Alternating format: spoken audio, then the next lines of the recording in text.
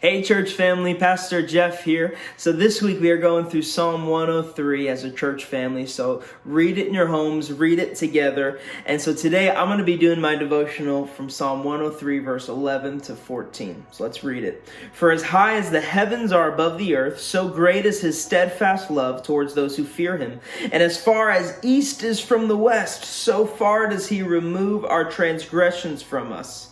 As a father shows compassion to his children, so the Lord shows compassion to those who fear him.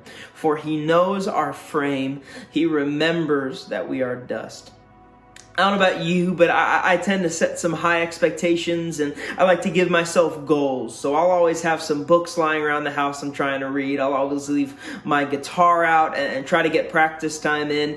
Maybe I'll have some interesting food in my fridge thinking, hey, what kind of interesting recipe can I try out? But here's the thing, inevitably I find myself after work coming home, sitting down on my couch and playing my Nintendo Switch. Not every day, but often enough that I wish I didn't. And as silly as that sounds, that could actually become a catalyst for shame in our lives. And I know even for myself, as simple as that is, it can become an avenue for shame to come in and tell me, you're not enough. I can't believe you still haven't accomplished this. Oh my goodness, what's wrong with you?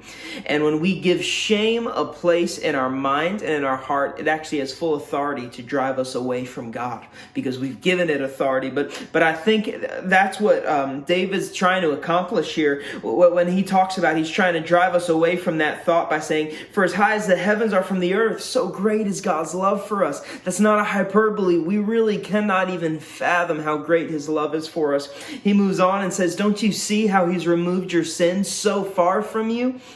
He said, as a father shows compassion to his children, so the Lord shows compassion to those who fear him, to his own children. And God knows our frame. He remembers when we were created because he was the one that created us. He was the one that took the dust and breathed life into it. So I want to encourage you today, church, if you're struggling at all, if you're wondering, man, I can't believe I still haven't accomplished this. If you feel like you're falling short of the calling that God has for you, I want to encourage you. You have a good father. He doesn't love you out of obligation. He doesn't love you because he's forced to. In fact, it's the opposite. He loves you from a place of sacrifice. He bankrupted heaven so that he could be in relationship with you. So if you feel like you're falling short today, I encourage you, find your father. What you're going to find is that he's going to embrace you with acceptance. He's going to empower you with grace, and he's going to give you a strategy to move forward and be the person that he's called you to be.